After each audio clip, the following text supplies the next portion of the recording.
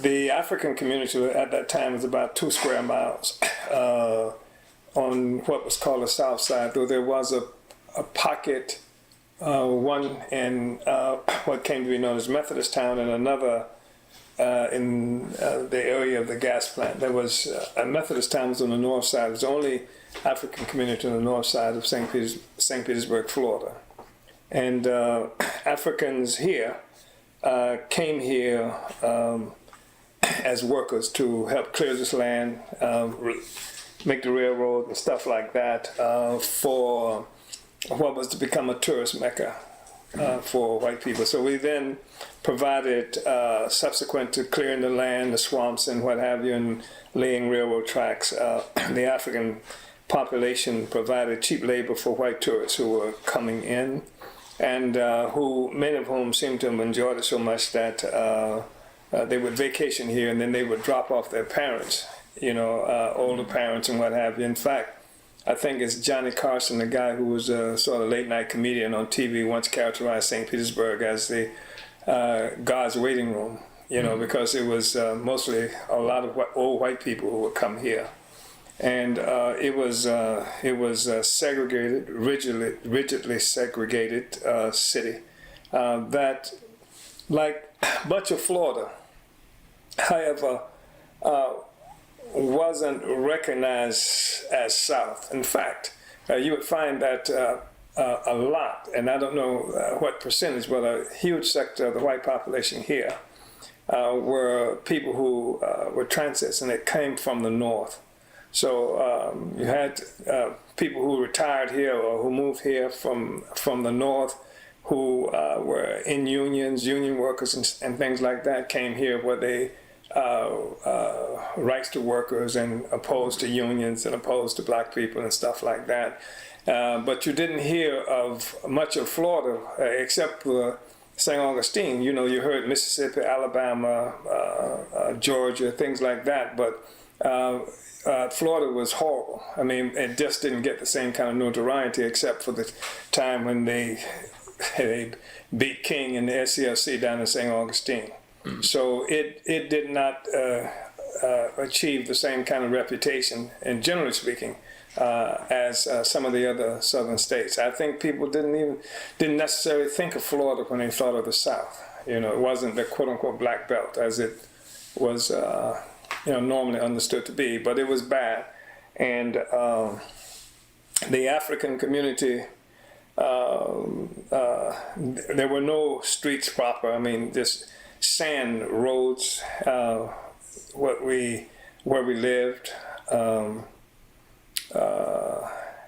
but I'm saying all of that. But I enjoyed being black. I enjoyed being in the black community.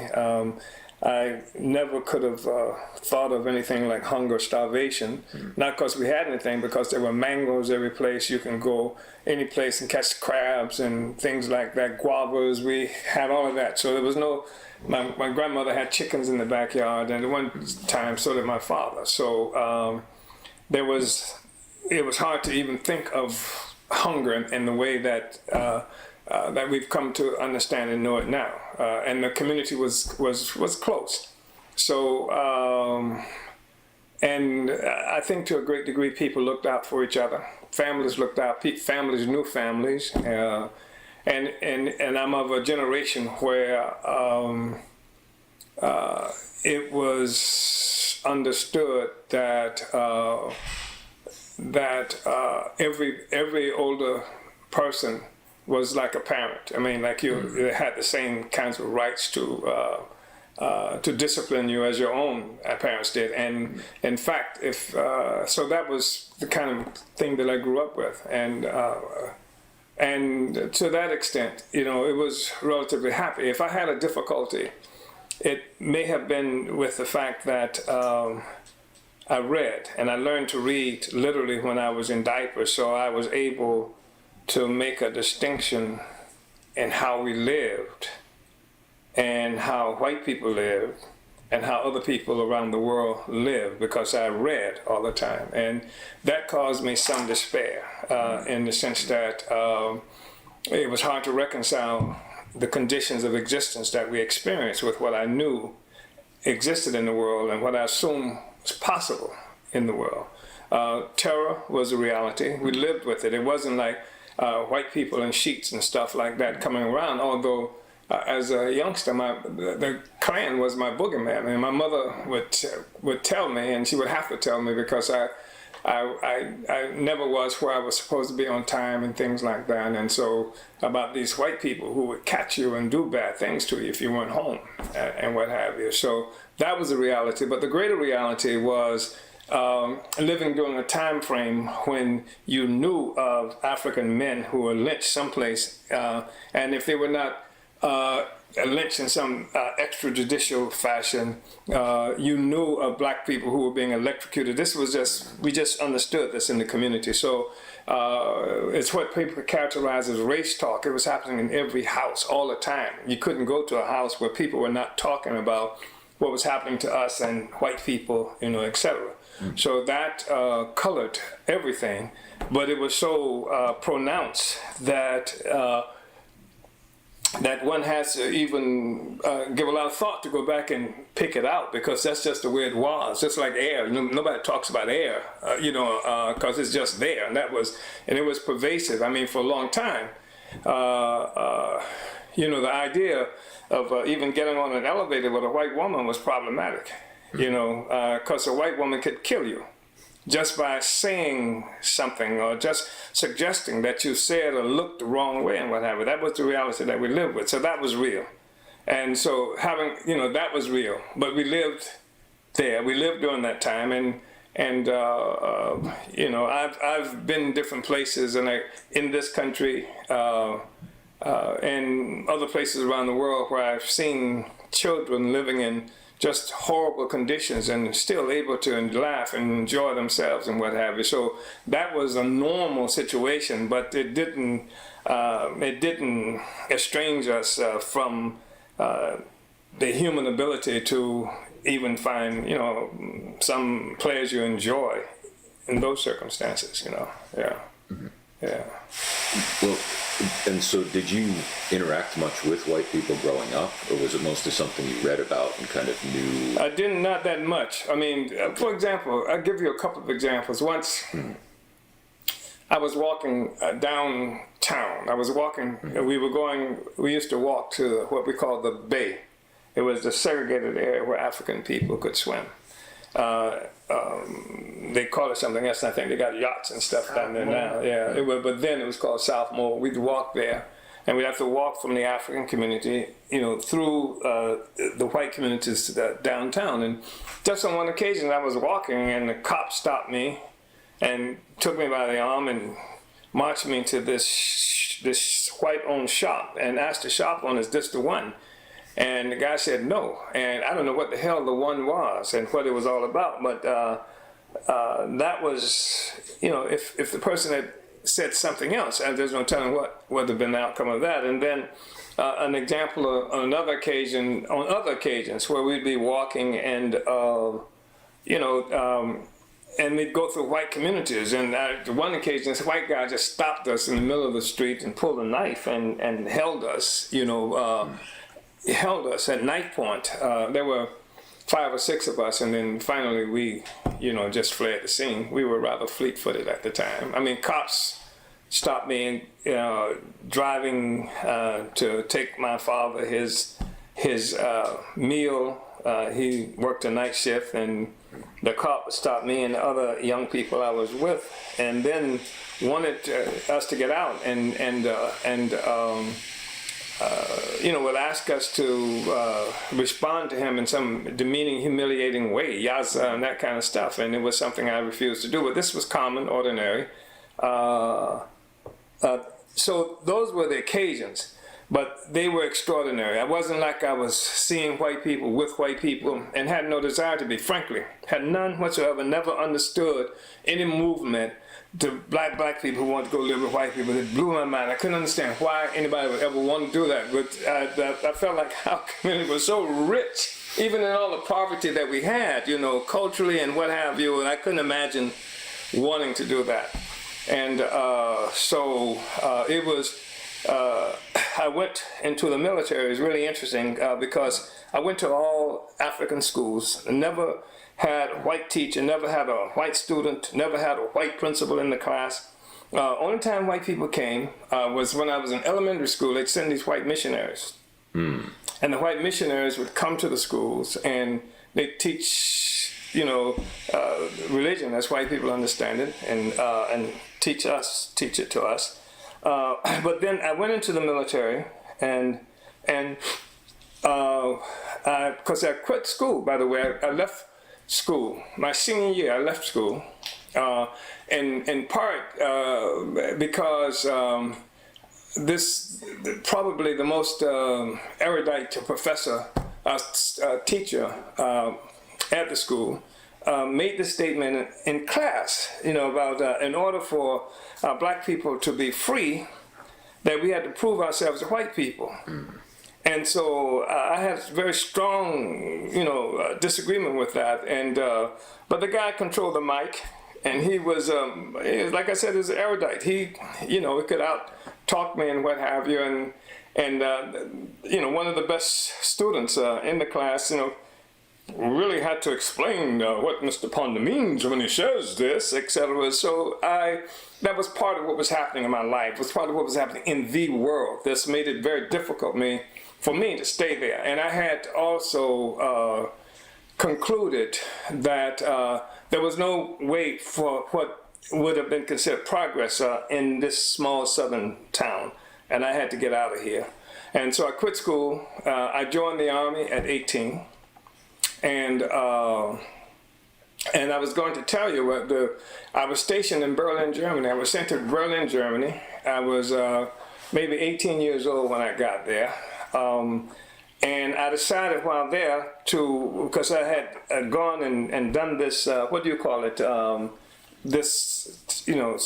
GED stuff. I had gone through and finished school and taken GED tests, and decided I was going to take this college, go to college. And the University of Maryland had these extension courses, I think they might have been called, and they were in Berlin.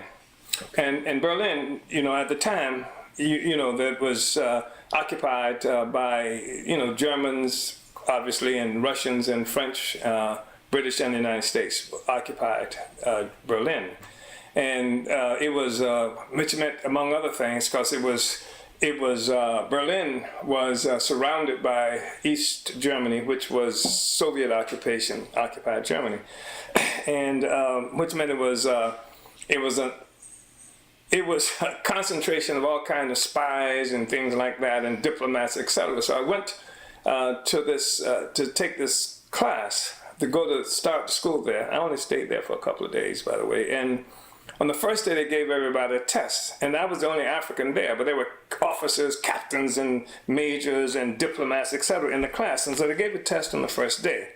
And then they said, well, the highest score on the test, and they asked, for this guy who at the time was known as Waller, where are you? And I was the guy.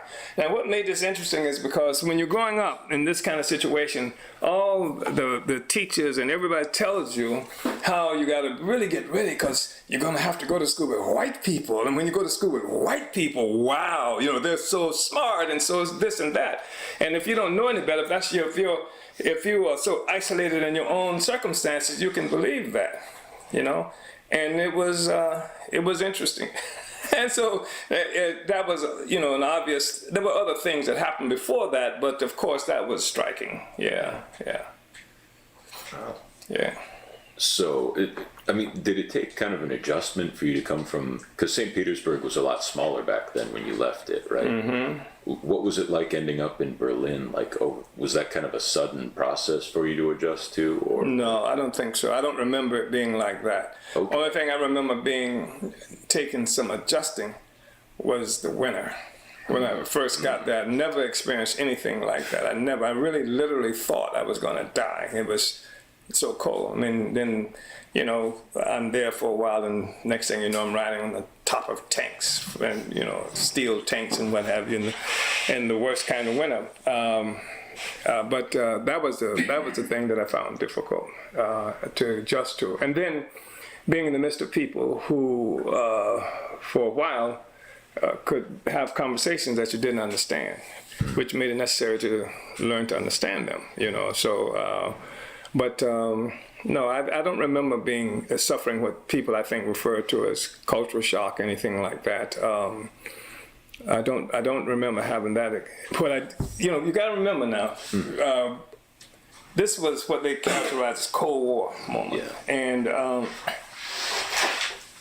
I'm in these U.S. tanks, and which were facing Russian tanks, and sometimes late at the middle of the night, we'd turn to the East German radio stations because they played better music and stuff like that, and because they were also broadcasting, they were doing propaganda work, broadcasting to U.S.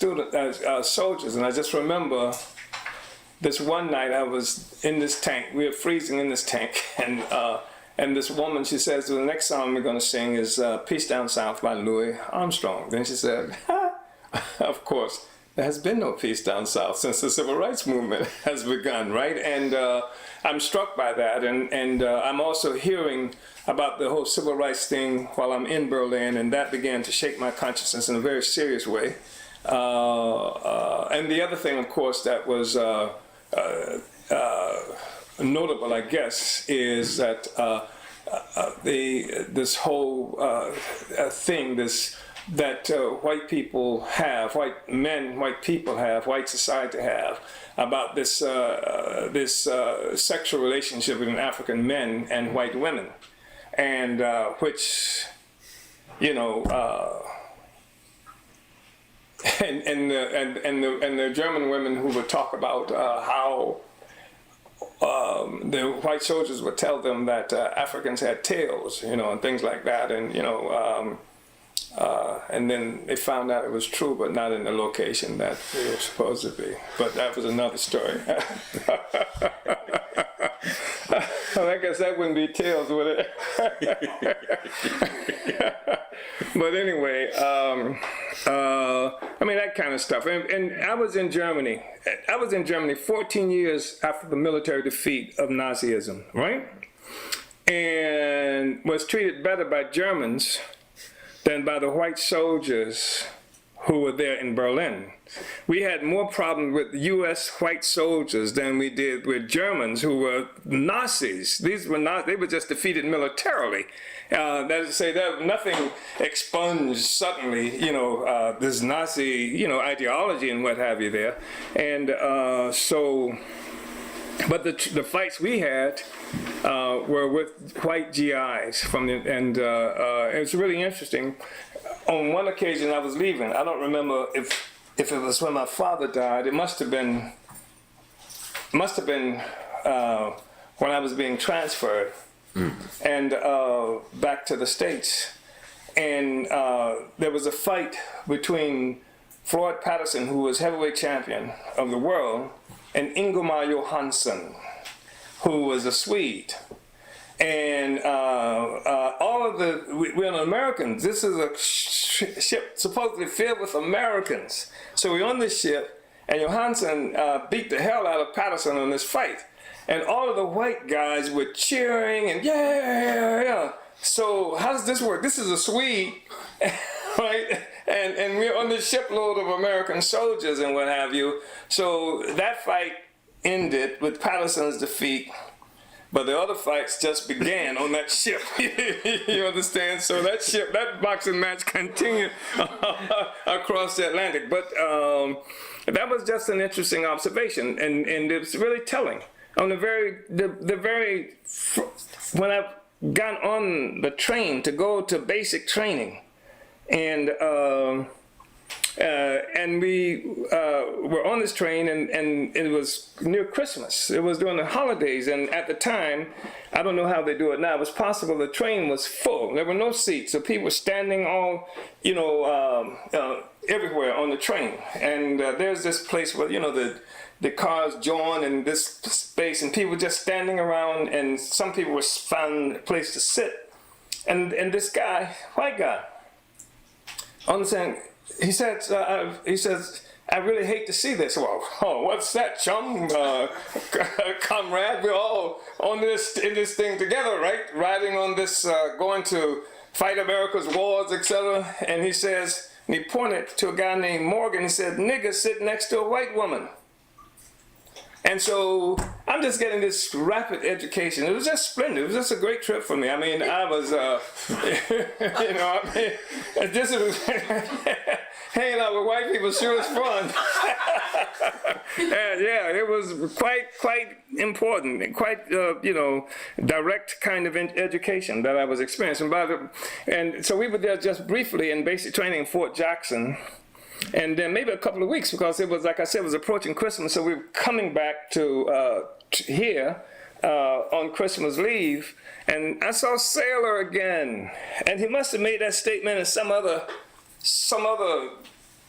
under some other circumstances. Well, he sure looked bad. I mean, he had been severely damaged, I don't know how much he hated that after that, but yeah. So, those were some of the experiences, and I came from Florida, and like I said, I had something, and I learned to read early, which was quite helpful, because what it meant was I was bilingual. I didn't know it. I was bilingual because I talk like black people talk, but I learned to read like white people talk.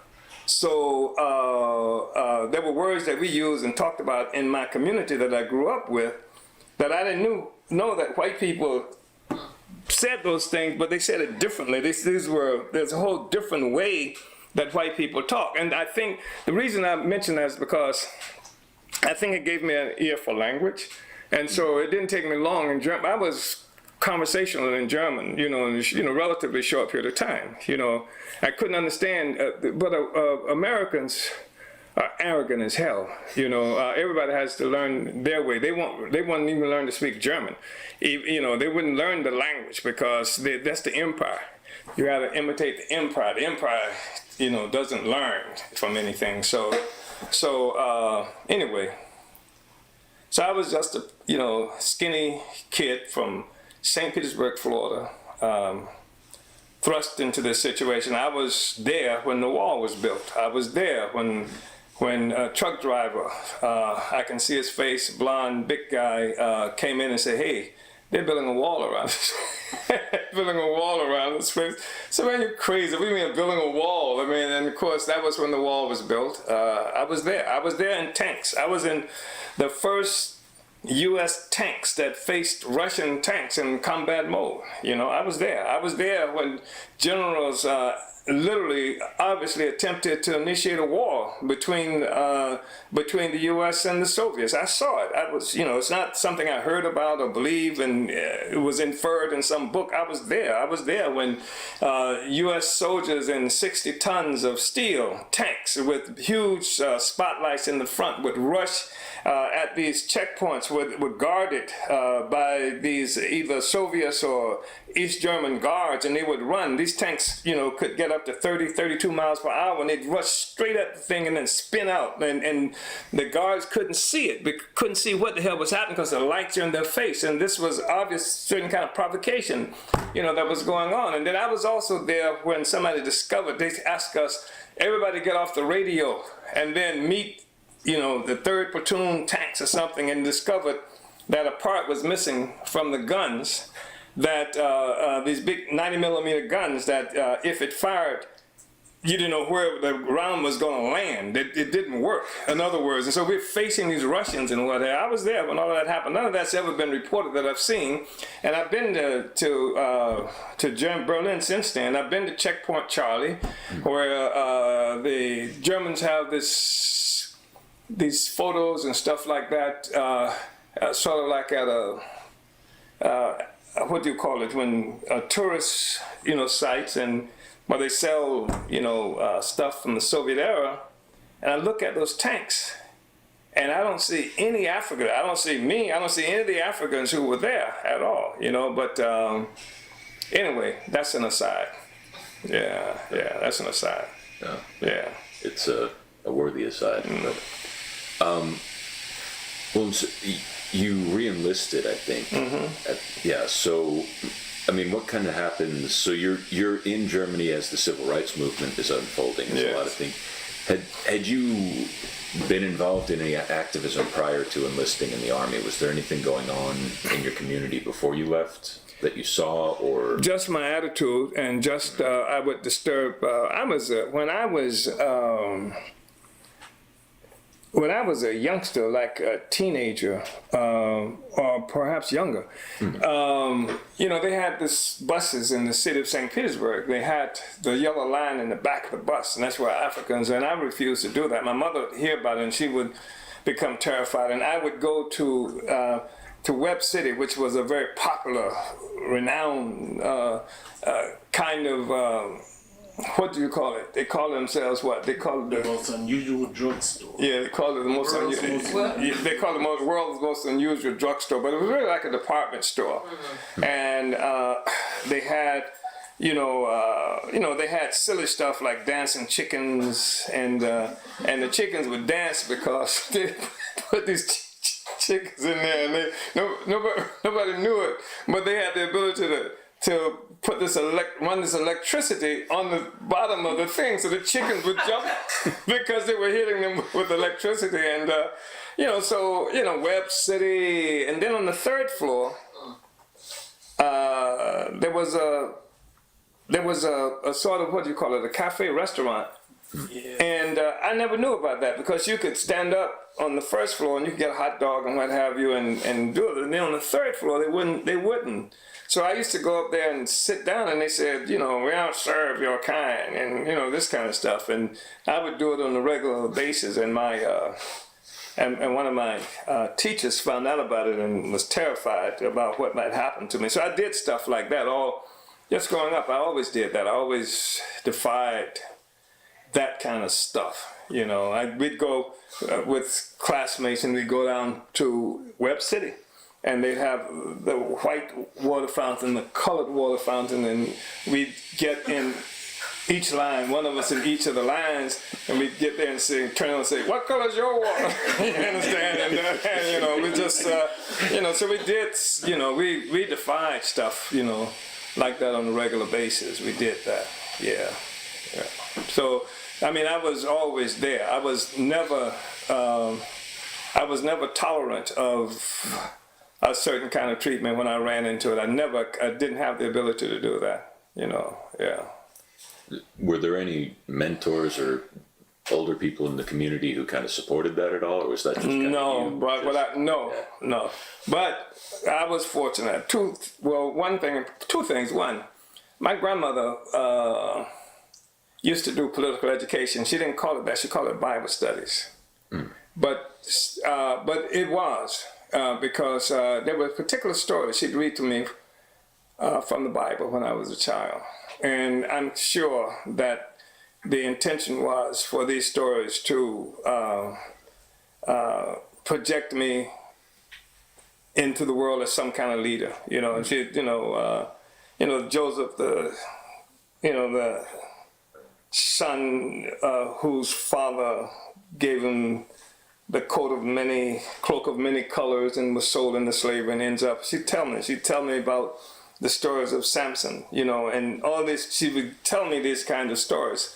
And her son, who was not biblical at all, but he was the baddest dude in the world, and he didn't run scared of nobody. In fact, he used to always say, "Slim, I just don't understand it." Talking about Africans, he say how they would run from a white pussycat, talking about the white cops, and they want to jump on an African lion. You understand? So that was my uncle, and this guy was bad, and I say it's bad. I mean, I saw a cop come to try to arrest him. He snatched the cop's gun, threw it on the top of a building, caught a taxi, and rode away. I mean, this guy was bad, He was, So I had this kind of example too, that I didn't know I was absorbing. But he was quite a man. He was quite a guy, quite a man. And we lived in what I really consider to be quite a moral community. I don't mean moral, like typically heard in in the society here, but people took care of each other and loved each other. And they did bad things. We did bad things to each other just like in any other society, but it was a different kind of community, caring community, yeah. I lived in a community at a time where if you thought something bad about an older person, you'd really think, I did, that lightning was going to strike you or something. I mean, you really didn't even want to think something bad about an older person, So we were, that was the kind of community we had, despite of everything else that was happening with us and to us, Yeah. A deep respect. Deep, profound, deep respect. Yeah. Yeah. I mean, people gossiped and lied and stuff like that, but that was superficial stuff. I mean, the essence of the community was deeply respectful, and yeah. Well, and so when you re-enlisted, I think if I have it right, you ended up back in the States, or how does that go? So I re-enlisted because, as a youngster, one's African, you think about, like how you're going to take care of yourself, and I was a kid, I was 18 years old. I could have done 20 years, like in the service, and come out at 38, 20 years, and could have done any other thing I wanted to and been relatively secure. That's how I thought about it at the time. And there's a certain camaraderie that you run into. You also run into alcoholism and other horrible stuff. But so I thought I was going to be able to do that. And then I came from Berlin to send me to Fort Benning, Georgia. Now that was shock. That was the shock. And I'm in Fort Benning, Georgia, and the troops would go in, Africans, soldiers, when they would go into town, and the police would beat them up, and all kinds of bad things would happen to them, and then, like I said, the civil rights movement was raging. I mean, it was such that I had decided when I came back from Germany and landed in the United States. I'm looking at Stars and Stripes, the newspaper from military stuff I'm hearing on the radio, and I knew I was going to die. But when I got back, I really did, because they said that the first white person who says or does anything wrong, I'm gonna kill him. And this is in the wake of all this this Martin Luther King turn the other cheek kind of stuff, all of this, nonviolent stuff, and so I had declared that was what was going to happen, and it was really interesting because when we disembarked and we're going through customs, and there were soldiers and others who were in customs, we were going through, and it was striking because I was going through, and this white guy in customs or immigration, whatever, tried to go through my bag, and this African sergeant said, "Why are you going through his bag? What are you going through his bag for? You haven't done, leave it alone."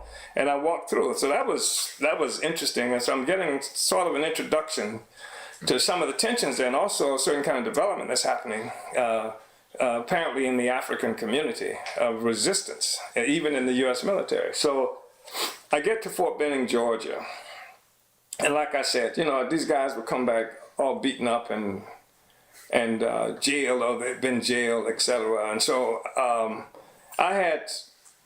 hadn't particularly interested in going into town, and in fact, I don't remember ever having gone into town like that. But I'm getting angrier by the moment while I'm there. And I went to, there's a snack bar that they have on the thing. They call it, it's a snack bar on the base. And I go to the snack bar and I order something to buy something. And this woman working at the snack bar, she would try to serve me, but make sure she didn't touch me when she did it. And so when I tried to give her the money, she'd move her hand and make sure that it didn't touch her, so that I had to drop it and make sure that it went to her hand. So, so I got this call to go up to the main post for the sergeant major, this big time sergeant guy here, and he and so he wanted to talk to me because this white woman said I was trying to hold her hand, and he didn't want the discussion with me though. I was kind of brutal, and I didn't, I was a good soldier, so I knew what you could do and what you couldn't do. And I said, no, Sarge, that's a lie. I wouldn't try to hold her hand. I find white women repulsive.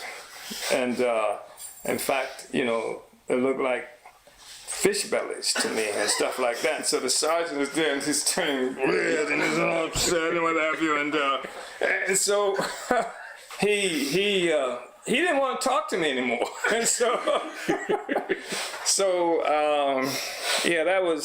And that was kind of stuff that was happening. But I had decided I was leaving. I had decided I couldn't do this. I wrote Kennedy a 12 or 13 page letter telling him I'm out of here. I want out of here. That I don't want to be a part of this thing that you have here. That's here's all the stuff you're doing to my people, and I'm here protecting this stuff. And it was a long letter, and they sent for me again. This to the main post, and they discussed this with me. Then they sent me to a psychiatrist, or they had a psychiatrist come to me, and it was a little lieutenant, and I scared the fellow, because I was, brutally frank and blunt, and so he made a speedy retreat, and then they sent me to the main post to talk to this psychiatrist, and the psychiatrist was a major. And so, I'm having this discussion with him, and I'm telling him my feeling about white people, etc. So he said, hell, there's nothing wrong with you. You're a Garveyite. I didn't know what the hell a Garveyite was, but I agreed that must be what I was. You understand? And so, pretty soon they decided that they were going to give me a discharge. Before that, I stopped going to work. I quit. I literally quit and went on strike. And I'd stay in the bed. I'd stay in the bed. I wouldn't get up. I wouldn't go any place until I felt like moving. And there was this white guy, this Jewish guy. His name was Stein. He was watching me do this stuff, so Stein wanted to get up. So I'd stay in my bunk, and Stein would stay in his bunk. And the sergeant would pass by me in the bunk, and he'd get this Stein and flip his bunk over and kick him out of the thing. And so pretty soon they decided they were going to give me they were going to let me out. So they said that they were going to give me a discharge under honorable condition, a general discharge under honorable conditions. But I think they found it problematic. They didn't know who I was. They assumed, I was, because this whole movement is out there now. Everything's out there. Quote unquote black Muslims, that they call it, civil rights movement is out there. So they didn't know who the hell I was. And so they were going to discharge me, but I think they must have had a problem because I had a clean record, good record. And I could soldier. I knew how to soldier if I wanted to. And so they decided that on a couple of days before I was to be discharged, maybe a week or so, they decided they were going to court-martial me for something they said that happened 6 months ago. They said on one occasion I was smoking on a tank, and some other offense I can't remember right now that I committed. So,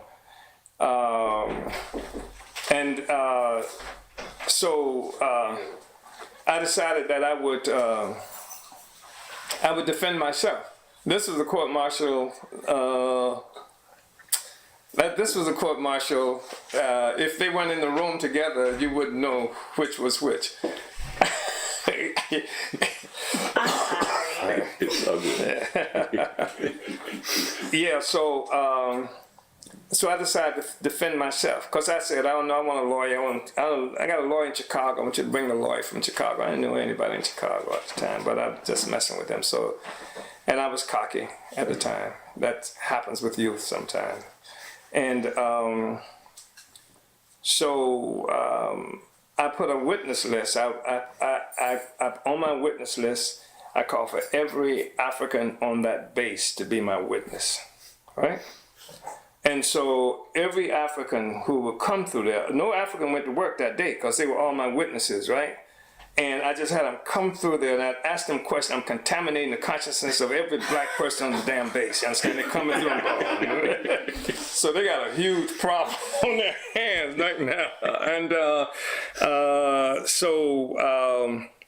after all of this was over, the guy asked me to step out, so I step out, and then he asked, because you're not supposed to beat this court martial. You don't beat them. This one you just don't beat because it's the captain that's there on the base. Then decision's already made. So I went out, and then he called me back in, and he says, I know you're guilty, but I can't prove it. You understand? So I find you not guilty. I said, is that all, sir? And he said, yes, and I saluted him and kicked out. Then all the Africans are downstairs waiting to see what happened, what the verdict was. So I get there, and we're all downstairs high-fiving and laughing. So the guy sees me looking out the window, and he sees me, sees us all laughing, he calls me back up. And then he makes this thing about, I know you're guilty as hell, I just can't prove it. And, so, I smartly saluted him and did an about face and left. They put me on a truck on the armed guard and then drove me to the off the base, right off the border of the base. And that's the last I saw them. And the only bad dreams I have now, I have bad dreams. One, I'm in college, or I'm in the army again. And I'm not quite sure which. And I've been to prison, I've been to all these other places, but college and army, those are horrible dreams that I've had. So, but anyway, yeah, that's sort of the nutshell of some of that stuff, yeah. So those are real American experiences, and I'm laughing at them now. But there was a lot of tension in the whole world at the time. I'm in Berlin, Germany, and like I said, there was talk of nuclear confrontation between the Soviets and the United States, and I'm in the middle of that. I'm from St. Petersburg, Florida, where they only let me sit on the goddamn green benches. You understand? And I'm in a tank facing Russians. This is extraordinary, and it was educational, quite. It was educational, yeah. That sounds it. Yeah. So what did you do when you left the army? I left the army and I came back to St. Petersburg, and but I was extraordinarily angry. I was angry, perhaps to the point of, rage is hard to describe how angry I was. I was just filled with rage. And, I'd stop little white ice cream truck drivers riding through the community and, threatening and what have you. And I was just filled with rage. And I worked for a while. And then I went to junior college, I think, while I was here. It was a thing called Gibbs Junior College. That was before the white people destroyed it, took it. And I was there when they closed that college down and fought for it. And I worked momentarily for the St. Petersburg Times. I was first, in quotes, and that's really important. And I decided I was going to go to college. I had no money. I was going to go to college, and I was going to go,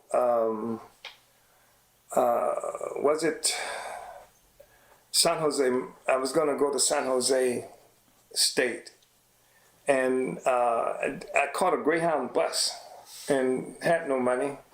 But figured I could get there and do something anyway, but I didn't have even enough money to get to San Jose, so I ended up in Los Angeles, California. I was in Los Angeles when the Watts Rebellion took over.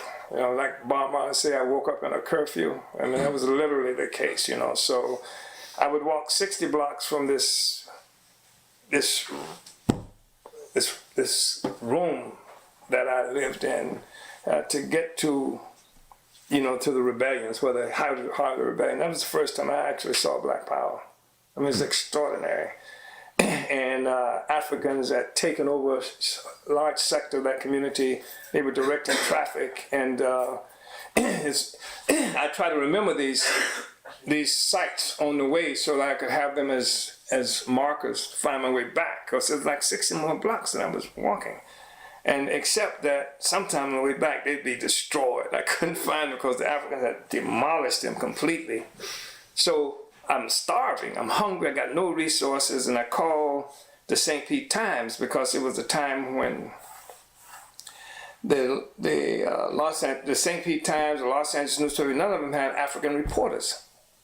And white guys could not get into Watts, could not, and get out. So I called and so I said, look, I'm here. And I can write some stories and get some money, because so they said, okay, you know, write something. And I would call and give them some stuff. I mean, they did most of the writing. It was horrible stuff. It was horrible stuff, but something got published, and I got some money, and I was able to eat. But I was in a bad way, so I called one of my darling cousins, and who sent me enough money to get back to St. Petersburg, Florida, where I worked for the Times again for a while. And but at the same time, we were doing stuff. I was like, if you go, like the pizza joints, not the pizza joints, but there were like dry cleaners.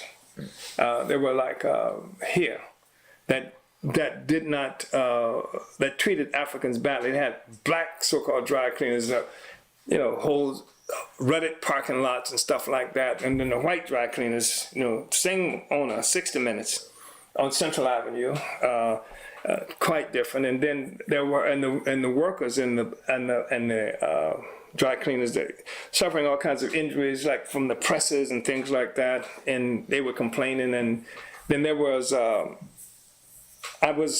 became the campaign manager for Frank Peterman, who was running for something. I don't even remember what it was now. So I became his campaign manager. He had a campaign office.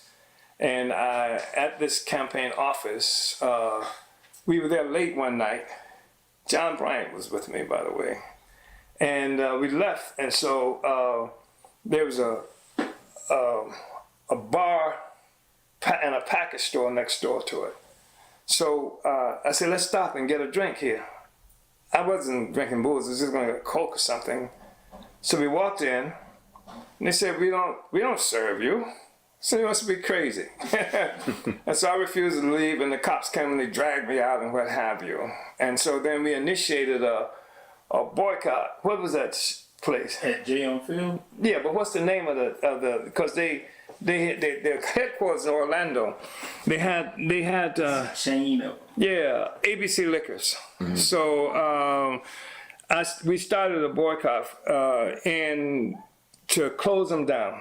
And so what happened was we really kicked their butts. We were there at the one they had here. We were at the one they had in the white communities and stuff like that, and it was a real problem for them. So they finally what they decided was that because you can come into the package store and buy liquor, but one couldn't come in and sit down in the place. So what they did was they made it all black. Made it all black, you know, and Negroes were so happy. I never went into that place. I never went into the place. I mean, and then the other place, 60 Minutes Dry Cleaners. I made them turn it over to an African.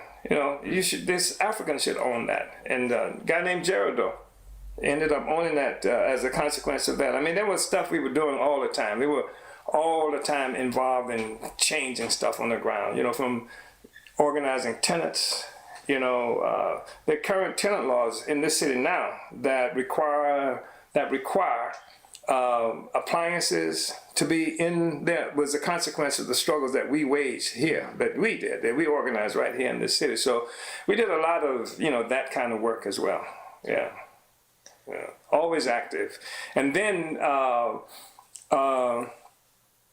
because of the Frank Peterman connection, a man named John Dew, who is a real significant civil rights icon of sorts in the city, as was his wife, Patricia Dew. I was asked by Frank to go to this conference. That was the school that was happening in Frogmore, South Carolina. A lot of civil rights guys were there from SNCC, from CORE, and what have you. And Percy Sutton was there. You don't know Percy Sutton. And the guy who would become the first mayor, African mayor in Newark, New Jersey, Ken Gibson, was there. And, several other, people, were there. And so anyway, I went and I attended that thing. And I was pontificating. I was talking in this group of people about how stuff should happen and what should happen. And this brother, his name was Guillet, Lawrence Guillet. I think his name was Lawrence, but it was Guillet. And he says, and everybody's, because I got a whole crowd, everybody's around me. He says, what organization are you with? I said, I'm not with any organization. Everybody just stopped and walked away, which was quite appropriate. Quite appropriate. But I came back, and John Dew covered Florida, the state of Florida, for a project called the Voter Education Anti-Poverty Program that was headed by the guy who became the head of the Urban League, who got rich and handled Monica Lewinsky's nasty dress. What was his name? Vernon Jordan headed this thing. And so John asked me to do 6 counties in the state of Florida, one of which was Alachua. Okay. And so that's what sent me first into Alachua as an organizer. Voter Education Anti-Poverty Program. And the contact he gave me was Carol Thomas. That was the contact that we had, Carol Thomas. So that's how I met Carol Thomas. And it was almost impossible to get into the African community except through Carol Thomas in so many ways. I mean, she was Jane to, And so that's how I met Carol Thomas, and that's probably where I met Marshall Jones as well. Marshall and his wife, there were others, Judy...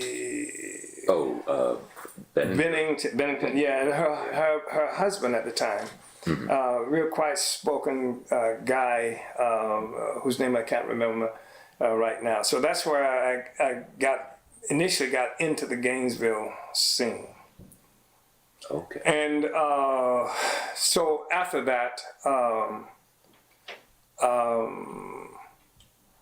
I became associated.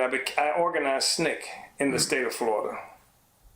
And in this city, SNCC, we organized the first membership-based SNCC organization in the country, maybe the only one. RAP might have done something later on after that, but we did that here. And our symbol was the Black Panther, because as you know, SNCC created the Black Panther in Lowndes County, Alabama, and this was pre-Hewitt B. Newton and all of them. So we had the Black Panther, we had a SNCC office right on 22nd Street, a huge panther, on the front of the thing. And so I organized SNCC, and later on, this guy comes through, his name is Jack Dawkins. He came through St. Petersburg. He said, I want you to teach me about Black Power, right? And so he hung with us, maybe a day or two, right here in St. Petersburg, Florida. He was an impressive fellow in the sense that, he was, quite, self-assured and, et cetera. And so then he left and he went into Gainesville. He had worked with the migrant workers in Belgrade. That's where he was coming from, Belgrade, Florida. And that was a really hostile situation. I mean, you had automatic weapon carrying people who were guarding those plantations, where these Africans were working, in these fields and everything. So Dawkins came through, and that's where I met Dawkins. And then what happened was,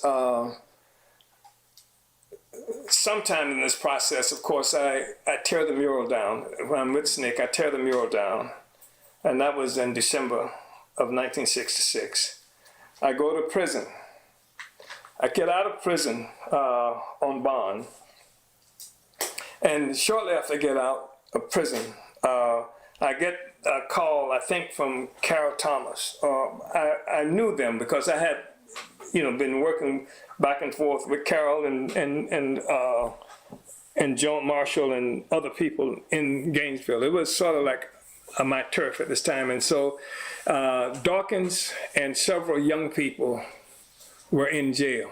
And they wanted to do a demonstration. They wanted me to come down and speak at this demonstration, at this rally, to help free these people.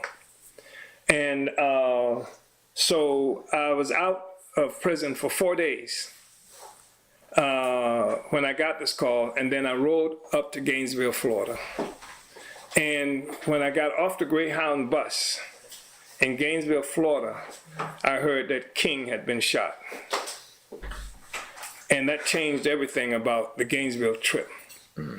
So I was out of prison 8 days when that march happened. And during the march and rally, I made some speeches and and other things. There was somebody there, man from SCLC, and somebody from NAACP, I think, might have been there, and